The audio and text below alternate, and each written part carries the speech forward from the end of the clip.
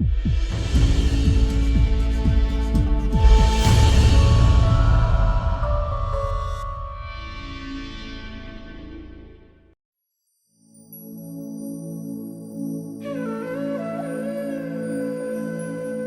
हम आते हैं एक बहुत ही खूबसूरत चक्र, आज्ञा चक्र पे।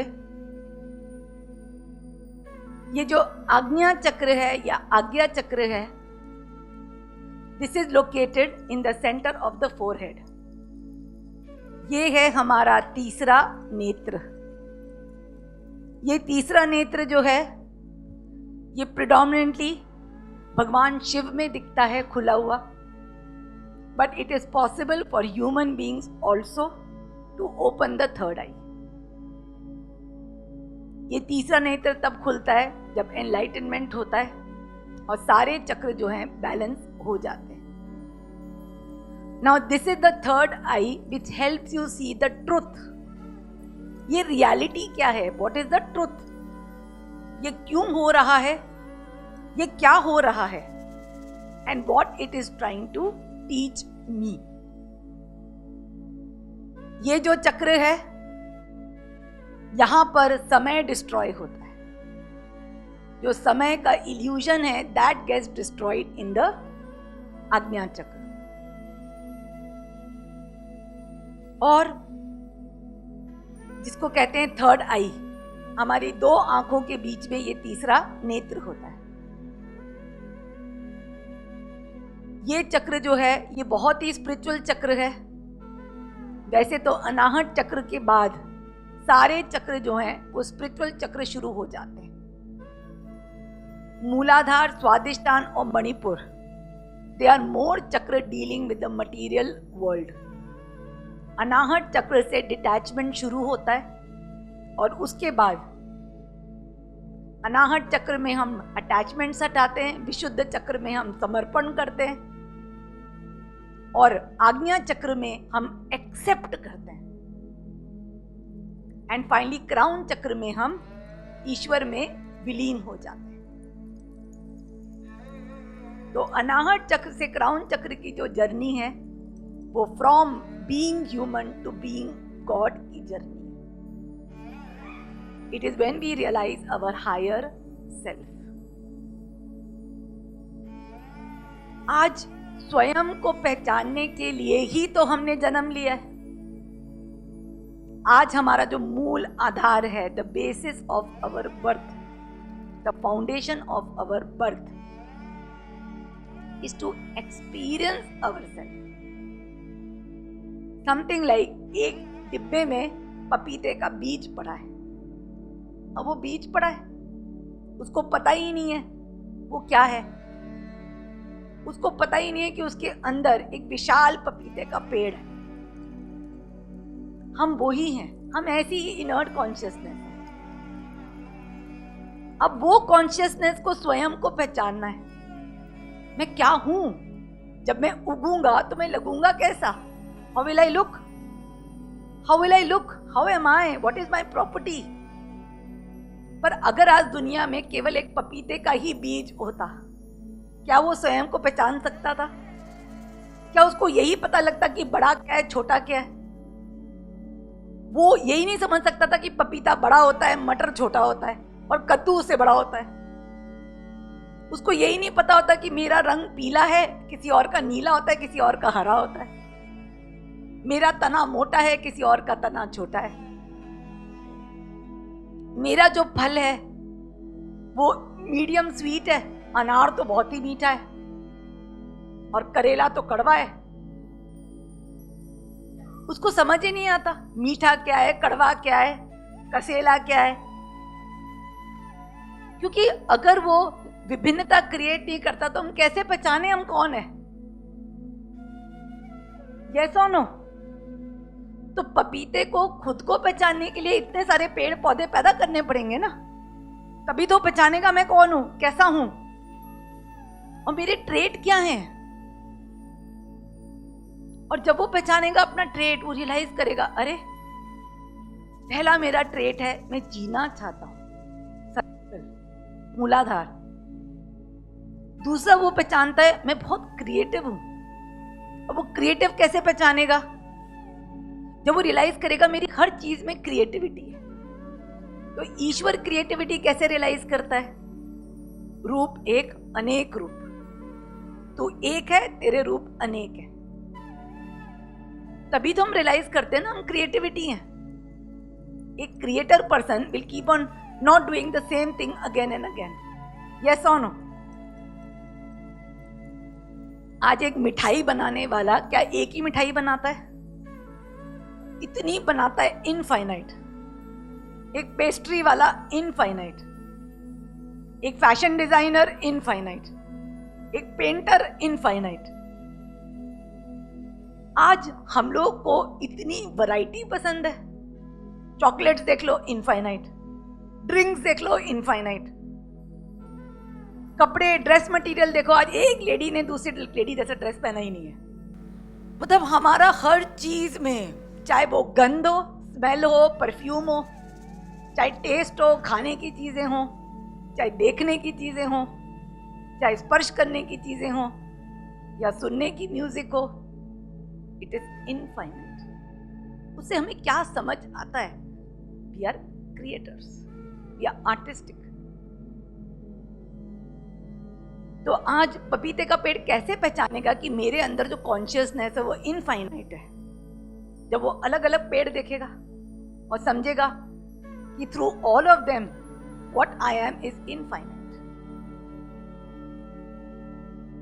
फिर वो रियलाइज करेगा कि अग्रीड, अनार का पेड़ है, अंगूर है, कद्दू है, केला है, पर मेरे में भी कुछ पावर है। आज पपीता खाने से डाइजेशन अच्छा होता है भाई। आज अनार खाने से, चलो एक अनार 100 बीमार, एप्पल खाने से डॉक्टर की जरूरत नहीं है, तो मुझे खाने से पेट साफ होता है, मेरे में पावर है। वो पहचानता है आई हैव पावर। एक छोटी सी चींटी में पावर है, एक मक्खी में पावर है, एक चिड़िया में पावर है, हर फूल में पावर है, हर फूल में, हर पत्ती में, हर लकड़ी में, हर चीज में पावर है। क्योंकि हर चीज का अपना दायरा है, अपना स्फीयर ऑफ इन्फ्लुएंस है। तो वो रियलाइज करता है मेरे पास पावर है। उसके लिए मुझे किसी पर निर्भर होने की जरूरत नहीं है और किसी को मेरे आश्रय की जरूरत नहीं है। Everyone has to be independent in their power. और फिर वो रियलाइज करता है अनाहत चक्र का लेसन, यार मेरा जन्म तो हुआ है देने के लिए। आज मैं अगर सिंगर हूं, मैं खुद के लिए गाना नहीं गा सकती। आज मुझे ये चक्रयोग का ज्ञान मिला है, मैं खुद को नहीं सुना सकती, मुझे देना ही पड़ेगा। दूंगी नहीं तो विशुद्धा चक्र गया। तो ये हमारी प्रॉपर्टी है। We have come to give. It is our trait, natural trait. जो लोग सेल्फिश होते हैं, जो कंट्रोल करते हैं, मेरे पास ये है मैं क्यों नहीं दूं, it is impossible that he doesn't have diseases.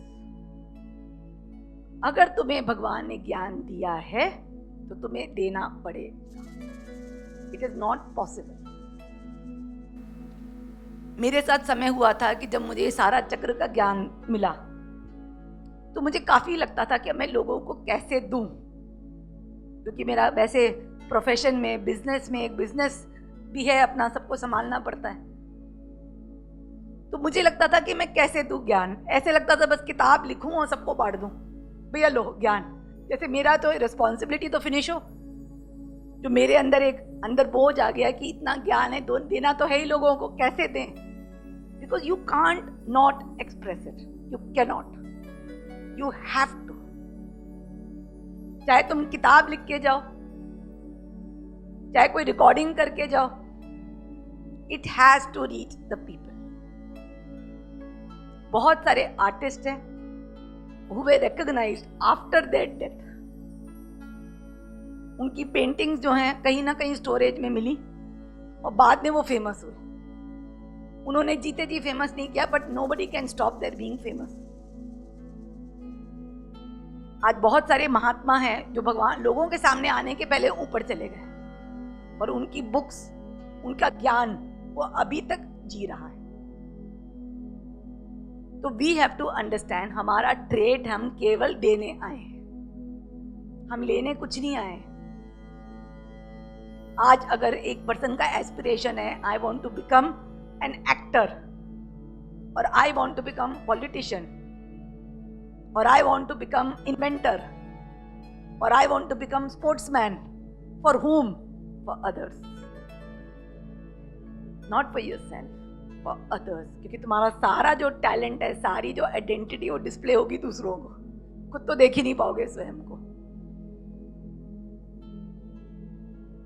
तो ये हमारा ट्रेट है देना, और हम उसको रोकने की कोशिश करेंगे, we will have pressure, BP, we can't stop ourselves। उसके बाद वो जो पपीते का पेड़ है वो रियलाइज करता है कि यार my trait is expression, I have to express and I have to give. और फिर वो रियलाइज करता है उसका एक ट्रेट है आज्ञा चक्र में acceptance. We are not someone who जजेस। अगर हम जज करते हैं वी आर इन सफरिंग, क्योंकि अब आपका टाइम आ गया है, you have to become one with him. आज एक समुद्र से अलग अलग बर्तनों से पानी निकाला गया है, एक समुद्र से अलग अलग वेसल से पानी निकाला गया है। क्या वो पानी अलग अलग डिफरेंट है? हर पानी का मकसद अलग अलग है। कुछ पानी पेड़ों में जा रहा है, कुछ पानी घर में खाना बना रहा है, कुछ पानी पीने के लिए है, कुछ पानी नहाने के लिए है। पर्पस तो अलग अलग है, पर्पस के हिसाब से रूप अलग है। नहाने का पानी बाल्टी में, पीने का बोतल में, खेतों के लिए पाइप में है। तो शरीर अलग है, मकसद अलग है, और ट्रेट अलग है, नॉलेज अलग है। पाइप का पानी पाइप से निकल रहा है, बाल्टी का पानी मग्गे से निकल रहा है, बोतल का पानी बोतल से निकल रहा है। इंटेलिजेंस अलग है, शरीर अलग है, मकसद अलग है। तो क्या सब अलग है? क्योंकि जब तक आपको लगेगा कि ये बोतल अलग अलग अलग है, आप जुड़ के समुंदर नहीं बन सकते। आपको जुड़ के ही समुंदर बनना है। अगर आज आपको लगता है भाई ईश्वर पहुंच जाओगे और अंदर से पृथक रहोगे लोगों के साथ, you can not be enlightened. Enlightenment happens when you become one. जब आप वन बनोगे, और वन कब बनोगे? जब जजमेंट जाएगा। और जजमेंट कब जाएगा? जब सेपरेशन जाएगा। सेपरेशन कब जाएगा? जब ईगो जाएगा। ईगो कब जाएगा? जब एक्सेप्टेंस आएगा। तो ये सब लेसन है आज्ञा चक्र के। सो आज्ञा चक्र है जहां समय डिस्ट्रॉय होता है। अब समय क्या है? थोड़ा सा समय की बात करते हैं। आपको पता है समय जो है ना, इट इज अ सेंस। जैसे स्मेल एक सेंस है, टेस्ट एक स्मेल एक सेंस है। जितनी भी हमारी 10 इंद्रियां हैं, 5 कर्मेंद्रिय और 5 ज्ञानेंद्रिय, जो हमने बात की है, sense of smell, taste, sight, touch, hear, और बाकी चक्रों में initiation, action, creation, feeling and hearing. इसमें जो आज्ञा चक्र में जो सेंस है वो है टाइम। जो टाइम है ना, वो एक सेंस है। तभी जैसे अपन ने बात की थी, if you are doing what you enjoy, लगता है कुछ समय हुआ ही नहीं। यस और no? How we can destroy time in our life? How? अब आप ये सोचो, समय जो है ना, हमें समय का एहसास क्यों होता है, कैसे होता है? How we know there is something called time? आज हमें क्यों याद है कल? How do we remember yesterday? हमें क्यों अभी तक बचपन थोड़ा याद है, थोड़ी जवानी याद है? आज आपकी उम्र अगर 40 साल है, आपकी जो मेमोरीज आपको याद है वो 40 साल की मेमोरीज तो नहीं है. They are not 40 years of memories. You can count how many memories you remember. बहुत few. अब नानी के अभी कितने साल जाते थे, हम तो हर साल जाते थे, पर हमें कुछ इंसिडेंट्स याद हैं कि हम ये करते थे, ये करते थे, ये करते थे. हमने रिसेंटली एक ग्रुप बनाया था कजन्स का, जिसमें भी वे रिमेम्बरिंग कि नानी के हम क्या करते थे. बड़े एक्साइट होके सब बात करते रहे, उसको याद है, उसका याद है, उसका याद है. आफ्टर 6 days सारी बातें खत्म हो गई. उतनी बातें हैं ही नहीं. तो आप एक्चुअली याद करो, हमें समय का एहसास इसलिए है, इमोशन नहीं है, यू विल नेवर रिमेंबर. इसीलिए आपको मैं पिछले 10 दिन का भी पूछूं ना, 10 days, आपको कुछ याद नहीं है. बीबी ने क्या बनाया सब खा गए, उसकी मेहनत जो भी घर का था, किसी को कुछ याद नहीं है क्या हुआ है 10 दिन. पर जिस चीज के लिए इमोशन था, इधर यू वर टू अपसेट और टू स्कैर्ड और टू एंग्री, टू फ्रस्ट्रेटेड, आपको याद है. तो ये जो इमोशन है ना, that is the problem. The problem is not the memory, problem is the emotion. और होता क्या है, we have lot of emotions for the past, और हमारी आदत क्या है, हम उसको बार बार निकालते रहते हैं, उसको च्यू करते रहते हैं, चबाते रहते हैं. मैंने कितनी मेहनत की, कितना स्ट्रगल किया, कितना सफर किया. हमें हर चीज याद रहती है. मैरिज के early days, student life, job के स्ट्रगल्स. हम सेलेक्टिवली चीजों को निकालते हैं, उनको च्यू करते हैं और खुद को विक्टिमाइज फील करते हैं, या फील करते हैं कि हमने कितना महान काम किया है, हमने किसी के लिए क्या किया है.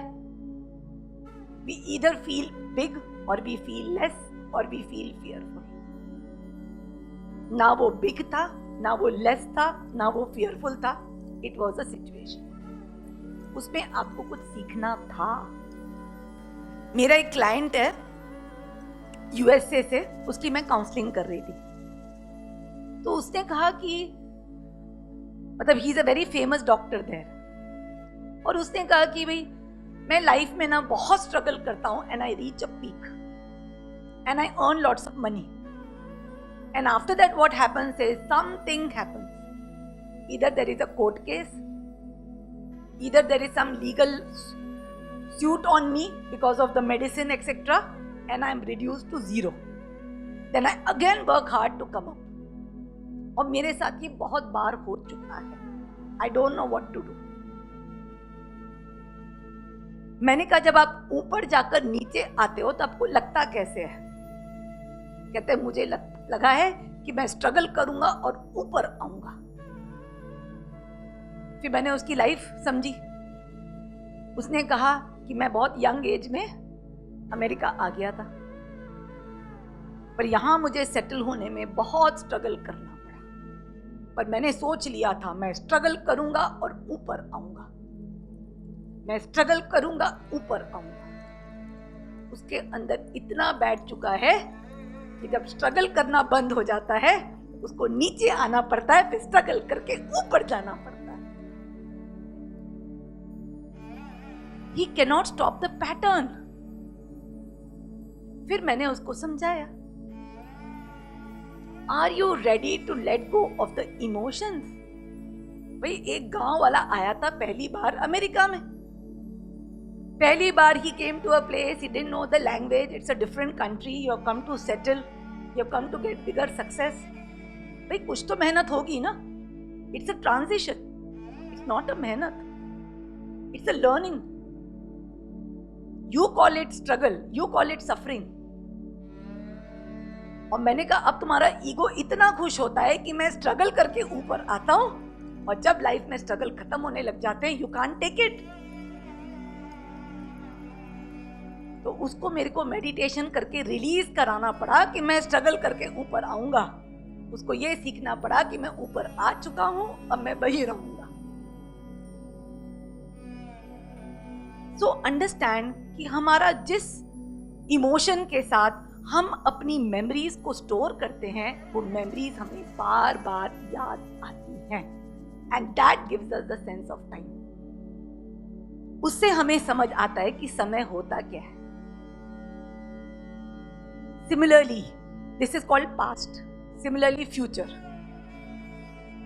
जिन डिजायर, जिन होप्स, जिन ड्रीम्स के साथ हमारी इमोशंस होती है ना, दे क्रिएट योर फ्यूचर। हमारे चक्रयोगी लेवल्स में हम सबका फ्यूचर डिस्ट्रॉय कर देते हैं। तो no one has any thought of the future, no one. क्योंकि फ्यूचर कैसे बनता है? क्योंकि लोग आपसे कहते हैं come on, make goals and targets, make goals. तो क्या होता है? इंसान गोल बनाता है, I will buy a house, I will have this, I will have that, I will go here, I will be successful. आप अपने गोल्स बनाते हो अपने बच्चों के लिए, अपने करियर के लिए, फाइनेंस के गोल्स। ये गोल्स ही हैं जो फ्यूचर का इल्यूजन बनाते हैं, बिकॉज ऑफ द गोल्स। और वो गोल्स नेचुरली आप इमोशन के साथ बनाते हो, बिना इमोशन के गोल बन ही नहीं सकते हैं। पर होता क्या है, जब आप इमोशन के साथ गोल बनाते हो, ये हो ही नहीं सकता कि आपका केवल पॉजिटिव इमोशन हो ही नहीं सकता है, क्योंकि पॉजिटिव के साथ नेगेटिव पीछे पीछे चलता है। क्योंकि जो चीज गलत है वो प्लस और माइनस अपने आप हो जाती है। It's a law. आज अगर आपको सक्सेस की बहुत खुशी है तो आपको फेलियर का उतना ही डर होगा। You can't remove it. तो होता क्या है, आपने अगर गोल बनाया फ्यूचर के लिए तो आपको उसका फियर भी आ जाएगा। तो आप क्या क्रिएट करोगे? अगर मैं फेल हुआ तो मैं ये करूंगा, वो भी एक गोल बन गया। मेरा एक जो रिसेंटली मैंने क्लाइंट जिसको कैंसर के लिए मैं काउंसलिंग कर रही थी, उसने मुझे क्या कहा कि मुझे सीवियर इंटेंस फियर था कैंसर होने का। हो जाता है when you see people around you. उसने कहा मुझे इतना ज्यादा फियर था कैंसर होने का, मैंने सोचा अगर मुझे कैंसर हो गया I will deal with it positively. He created cancer, he created it. क्योंकि जब इतना ज्यादा फियर होता है कि हो जाए हो जाए हो जाए, तो तुम कहते हो निकलने के लिए अगर हो गया ना आई विल डील विद इट। आज अगर आपको किसी भी चीज के बारे में डर लगता है, business failure, something happening to your dear ones, तुम दिल में क्या सोचोगे? अगर हो गया I will deal with it, and you have created it. आज आपके मन में काफी सारे गोल्स हैं फॉर टुमारो, और काफी सारे अनरिजॉल्व्ड इश्यूज हैं ऑफ यस्टरडे। जिस दिन आप ऊपर जाओगे ना, आपके जो गोल्स हैं of tomorrow and unresolved issues of yesterday will make your लग्न चार्ट ऑफ एस्ट्रोलॉजी। जो आपका एस्ट्रोलॉजी का लग्न चार्ट है ना, इट इज दोज इंप्रेशंस कि क्या क्या करना है और क्या क्या अनरिजॉल्व्ड इश्यूज है। क्योंकि अनरिजॉल्व्ड इश्यूज भी सामने आएंगे सॉल्व करने के लिए, जो गोल्स एंड टारगेट्स है वो भी सामने आएंगे सॉल्व करने के लिए, और दुख देंगे, दर्द देंगे। आपने डिसाइड कर लिया है कि यार मैं तो एक दिन जाऊंगा ऑस्ट्रेलिया, अब सोच लिया जाऊंगा, तो वो तो इशू हो गया ना। अब कहीं ना कहीं आप ऑस्ट्रेलिया जाओगे, चाहे कुछ नहीं है, वेटर का काम करके आ जाओगे, पर जाओगे जरूर, क्योंकि यू हैव क्रिएटेड इट। इसको कहते हैं कर्म। दिस इज कॉल्ड कर्म। आज आप देखो, आप हर मिनट एक कर्म बना रहे हो, हर मिनट। आज अगर आपने ये भी सोच लिया कि हाँ यार चक्रयोग अच्छा है, मैं ना अपनी मासी को बताऊंगी, ये तो चलो पॉजिटिव कर्म है, पर कर्म है। या आपने कुछ अच्छा खाया, अच्छी बिरयानी खाई, आपने कहा यार मैं ना एक काम करूंगी, मैं अपने फंक्शन में ना यही बिरयानी रखूंगी, आज आपने जाते समय सोचा कि मैं ये करूंगी, जो जो आपने सोचा मैं करूंगी वो करके रहना पड़ेगा। दैट इज कर्म। फिर क्या होगा, आपने बोला है मैं मासी को बोलूंगी चक्र योग के लिए, आप भूल भी जाओगे तो मासी फोन करेगी, हेलो बेटा कुछ है मेरे लिए? हाँ हाँ आपको चक्र योग जाना है। वो मासी खुद आके पूछेंगी क्योंकि कर्म बन चुका है ना। तो आज आप नोटिस करो, every minute you are making a karma. जब ये अवेयरनेस आती है तो चक्री योगी स्टॉप मेकिंग कर्म। हमें हर चीज दिखती है, we just take it for the moment, बस it is there. Don't make something for tomorrow, don't stop making. कोई चीज अच्छी लगती है, बहुत अच्छी है, इसको मैं कल बनाऊंगी, मैं इसको ये करूंगी, जो भी करूंगी, खाऊंगी, बोलूंगी, देखूंगी, आऊंगी, has to go, it has to go. That is lagna chart. और ये जो लग्न चार्ट है, इसके जो सारे 10 सेंसेस हैं, जो सारी सेंसेस आपको इमोशंस के लिए चार्ट बनवाती है, वो लग्न चार्ट का रूलर अधिपति इज रावण। जो रावण है उसने एस्ट्रोलॉजी यूज की थी, not Ram. Astrology is used by Ravan.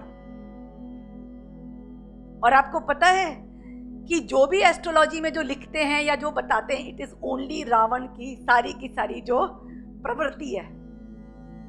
जैसे जैसे एक पर्सन मेडिटेशन में बैठ के अपनी रिपीज हटाते जाता है, he is out of the chart, he is not in the astrology chart. आपको रावण का पता है कि उसने एस्ट्रोलॉजी को कैसे यूज किया था, और मैं बताती हूं कि एस्ट्रोलॉजी से कैसे बाहर निकलना है। आपको पता है जब रावण का बेटा होने वाला था इंद्रजीत, तो रावण ने कोशिश की कि सारे के सारे ग्रह जो हैं वो 11वें घर में रहें, क्योंकि 11वें घर जो है ना बड़ा सौम्य घर है, उससे कोई हार्म नहीं होता है। पर जो शनि है, शनि ने क्या किया, थोड़ी सी अपनी टांग खींच दी और 12वें में डाल दी। तो जैसे ही 12वें में डाली, हाउस ऑफ लॉसेस, तो इंद्रजीत जो है, चाहे उसने बहुत बड़े बड़े काम किए, इंद्रजीत ने इंद्र को हराया, उसी ने लक्ष्मण को जो एरो मारा था, उसने काफी बड़े काम किए। उसने कहते हैं 670 मिलियन बंदरों को अकेले मारा राम के। पर लक्ष्मण के हाथों ही हैड टू डाई, क्योंकि शनि जी ने अपना टांग डाल दिया था 12वें घर में। आपको पता है रावण ने क्या किया था, उसने जो सारे ग्रह है ना उनको उल्टा मुंह करके अपने स्टेप्स पे रखा था, और उल्टा मुंह करके उनके ऊपर चढ़कर वो अपने थ्रोन पे जाता था। अब क्या हुआ, क्योंकि उसने ऐसा किया ना, अब सारे जो देव हैं वो परेशान होने लग गए कि भाई ग्रह तो इसका बिगाड़ ही नहीं सकते, अब ग्रह इसका बिगाड़ नहीं सकते, और राम की सेना चल चुकी है इसको मारने। तो नारद मुनि आए, नारायण नारायण करते हुए। उसने हनुमान से कहा, उसने रावण से कहा, आप तो क्या प्रतापी राजा हैं, और सारे जो प्लैनेट्स हैं सब आपके लिए क्या है, तुच्छ है, पर आपने जो उनको उल्टा रखा है ना, मैं आपको एक आइडिया बताऊं। कहते बताओ। आप है ना सारे प्लैनेट्स को ना ऐसा रख दो, जब ऐसा रखोगे ना और आप छाती पे पैर रखोगे ना, उनको तड़पता हुआ देख के ना आपको बहुत मजा आएगा। उल्टा रख के क्या मजा आपको, उल्टा रख के पैर रखने में आपको क्या मजा, आप उनको सीधा तो रखो, तड़पाने में बहुत मजा आएगा। बड़े को हाँ सही है, सही है। उसने ना प्लैनेट्स को ऐसे रख दिया, जैसे ही ऐसे रखा शनि की नजर उस पर पड़ी और उसका डिस्ट्रक्शन शुरू, तब जाके रावण कुड बी डिस्ट्रॉयड। अब इसका मतलब क्या है इस कहानी का, शनि है नाउ, शनि है ये समय नाउ। आज अगर सेंसेस ने नाउ को देख लिया, उनका डिस्ट्रक्शन शुरू। आज अगर आपकी सेंसेस नाउ में आना शुरू होंगी, उनका डिस्ट्रक्शन शुरू। They will start going to the dharma. आज समथिंग लाइक, मैं आपको एग्जाम्पल बताती हूँ। आज आपको खाने में बहुत पसंद है हलवा, गुलाब जामुन, चॉकलेट संडे, बहुत पसंद है। अब आपके अंदर ये रावण इकट्ठा हो गया है। आप हमेशा सोचते हो कि बस अच्छा कल मैं गुलाब जामुन बनाऊंगी, फिर मैं ये खाऊंगी, और होता क्या आपके सामने जैसे ही खाना आता है यू ईट इट। पर क्या हो रहा है, आपकी हेल्थ जो है, आपका वेट बढ़ रहा है और आपको डायबिटीज हो गई है। पर होता क्या है, डायबिटीज होने के बावजूद भी हलवा आता है, पूरी प्लेट की जगह आधी प्लेट तो खाई जाते हो। Now this is Ravan, because now it is you are in sensory control. अब क्या होता है that if you start coming in the now, now का मतलब है हलवा मुझे पसंद था, मैं इतना खुश होके हलवा खाती थी, मेरी मम्मी हाथ से गुलाब जामुन बनाती थी। It will start dissolving. और जैसे ही आप गुलाब जामुन देखोगे, you will see your present the now. Should I eat gulab jamun? See my health, I have health issue. It is not healthy for me. It is just ghee and maida. It is not good for me. जैसे ही नाव के reference से आप गुलाब जामुन देखोगे, उसका सारा charm खत्म हो जाएगा। The charm will finish. Another example. One person is in lust of another woman. He is in lust of another woman. He is crazily in love with her and he is ignoring his family. Right? अब उसके साथ काफ़ी उसका past है, काफ़ी future है, पूरे time वो उसके बारे में दिमाग में रहता है, उसका फैंटेसी में रहता है, उसके बारे में सोचता रहता है। राइट? वो रावण है टोटली।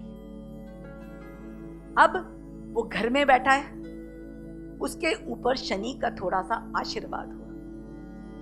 उसे सडनली आंख खोल के देखा, मेरे कितने प्यारे प्यारे बच्चे हैं, मेरी तो बीबी है, कितनी सेवा करती है मेरी माँ की, इतनी अच्छी बीबी, इतने अच्छे बच्चे, मेरी मती मार गई है, मैं कर क्या रहा हूं? He has come in the now. Ravan has gone. Today a person is in addiction of alcohol. रोज रात को he is hitting the bottle because he is in that illusion कि यार मदिरा पी के तो क्या हो जाता हूं मैं, इतना स्ट्रॉन्ग, इतना पावरफुल, इतना कॉन्फिडेंट वो है, बिल्कुल डरपोक। पर मदिरा पी के पता नहीं उसके अंदर कुछ कॉन्फिडेंस जग जाता है। अब रोज वो रावण में, रोज रावण बुलाता है इसको। अब जिस दिन वो नाव में आएगा, वो नाव इजी नहीं है, उसके लिए बड़ा आशीर्वाद चाहिए। जिस दिन वो रियलाइज करेगा तू कर क्या रहा है, व्हाट आर यू डूइंग, कर क्या रहा है अपने जीवन के साथ, तेरा करियर, तेरे पेरेंट्स, तेरी फैमिली, तेरी हेल्थ, जिस दिन ही रियलाइजेस मैं कर क्या रहा हूं, he is out of the addiction. जो लोग एडिक्शन से बाहर आते हैं ना, उनका इंटरव्यू सुनो, वो कहते हैं हमें लगता है हम गहरी निद्रा से जागे, हम सो रहे थे, वी वर स्लीपिंग। तो चाहे वो एडिक्शन हो विमेन की, वेल्थ की और वाइन की, 3 W's हैं। रमन्ना महर्षि ने काफी कहा है, 3, विमेन, वेल्थ और वाइन, यही माया है। ये 3 माया से, और इसके अलावा भी जो है, वाइन का मतलब include food also, including material things also. जब आदमी सडनली चाहता है, उसको शनि की गेस पड़ गई, अगर आज एक रावण को शनि की गेस पड़ गई, वो सारी चीजों से बाहर आ जाता है, he comes out. He has to be shown the present. He has to be shown the present. पर माया की पुल बहुत इंटॉक्सिकेटिंग होती है, तभी मैंने इतनी सारी पोएम्स लिखी उस पर। बहुत ज्यादा इंटॉक्सिकेटिंग होती है, बिकॉज वो ऐसा पुल करती है, कहती नहीं नहीं नहीं वहीं चल, तू वहीं जा, and you try to pull yourself and say no no no, मुझे तो यहीं रहना है। पर राम लगता बड़ा सीधा है, धर्म तो लगता बड़ा छोटा सा सीधा सा, और रावण लगता बड़ा ग्लैमरस है। रावण लगता बड़ा ग्लैमरस है, so people want to go to Ravan. पर रावण क्या जाते हो, तुम बैठे रहते हो सीता की तरह एक अकेले जंगल में, सैड, डिप्रेस्ड। जो पर्सन रावण में होता है वो खुश नहीं रहता है। He assumes he is happy, but he is not happy. तो एस्ट्रोलॉजी जो है, it is only a map of your emotions. What your emotions are doing and what they are leading you to. And it creates a illusion of time. समय का illusion होता है। जैसे जैसे हम इमोशंस को हटाते जाते हैं, पास्ट फ्यूचर के इमोशंस हटाते जाते हैं, हमें सब भूलते जाते हैं, मेमोरी रहती है but it doesn't affect us. Something like बचपन में आप 3rd स्टैंडर्ड में गए थे, सो व्हाट। आप कॉलेज में गए थे, so what. It's a memory. You need memory but you don't need emotion. तो जैसे जैसे आपकी मेमोरीज जो हैं, instead of being colourful, they start becoming black and white. You start coming in the और नाउ आपको फिर दिखता है इतना बड़ा, लेफ्ट में है पास्ट, राइट में है future. You start seeing the now like a big plane and that is called third eye opening, जो आपको पूरा नाउ दिखता है। आज हमें पता है कि हमारा इस एक्शन का क्या रिजल्ट होने वाला है। यस और नो, वी नो इट। आज हमें पता है अगर हमने कुछ चीज शुरू की है, it we are doing it to get success. पर आज हमें कंफ्यूजन क्यों है? क्योंकि हम इल्यूजन में, डेफिनेशंस में। So this is all about time and all about this चक्र। So ये चक्र हमें सिखाता है एक बहुत बड़ा हमारा trait which is called acceptance। आज अगर जीवन में कुछ हो रहा है and we cannot accept it, we cannot accept मतलब it's something like we close our eyes, I can't accept, it's too much, too bad, it's not what I want। जब हम किसी चीज को एक्सेप्ट नहीं कर सकते, we cannot handle it and we cannot open our third eye। तो सबसे पहले ये दिखाता है कि सबसे पहले तुम्हारे साथ जो हो रहा है पहले उसको एक्सेप्ट कर लो। अब एक्सेप्ट करना is also a meditation, it is not easy. आज हम सोचते हैं भाई how can I accept something जो बहुत ट्रॉमेटिक है मेरी लाइफ में। It could be in my career, in my professional life, in my family, how can I accept. तो वो सिखाता है कि एक्सेप्ट करने के लिए you have to remove attachment. अगर अटैचमेंट होगा यू कांट एक्सेप्ट। यस और नो? हम दुनिया में कुछ भी हो जाए हम एक्सेप्ट कर सकते हैं, हमारे साथ कुछ होगा हम एक्सेप्ट नहीं कर सकते। It is because of attachment. तो हमें अटैचमेंट हटाना पड़ता है, देन वी कैन एक्सेप्ट। तो ये सब अलग अलग लेसन्स हैं। और जैसे मैंने कहा, शनि का मेन लेसन है you have to surrender to the now by removing the emotion of the senses. और सेंसेस के जो सरेंडर है उसको कहते हैं Hanuman. Hanuman is what? Hanuman is that energy, that god who represents the surrender of the senses. हमारे अंदर हनुमान जगता है जब हम सेंसेस को सरेंडर करते हैं। तभी शनि के लिए हनुमान जी की पूजा होती है। शनि के लिए हनुमान जी की पूजा होती है कि आज अगर मैं चाहता हूं कि मैं नाव में पहुंचूं तो मैं हनुमान जी की पूजा, क्योंकि जब तक आपका शनि बैलेंस नहीं होगा you will be creating every single fear of yours। तभी लोग शनि दशा से डरते हैं, क्योंकि शनि दशा में आपने जो जो भयंकर बातें सोची होती है ना लाइफ में, वो सब सच हो जाती हैं। जो भी आपके परसेप्शंस हैं, जो भी आपके इल्यूजन्स हैं, जो भी आपके डेफिनेशंस हैं, वो सच हो के आपके सामने आते हैं। That is why people fear Shani दशा। और तभी कहते हैं शनि दशा में सरेंडर हो जाओ भाई, हम्बल हो जाओ, कुछ नया शुरू मत करो क्योंकि रिस्क है। हनुमान जी के मंदिर जाओ, सब लोग सुधर जाते हैं शनि दशा, because they don't want to create their fears. और उसका प्रैक्टिकल यही है, प्रैक्टिकल इज दिस।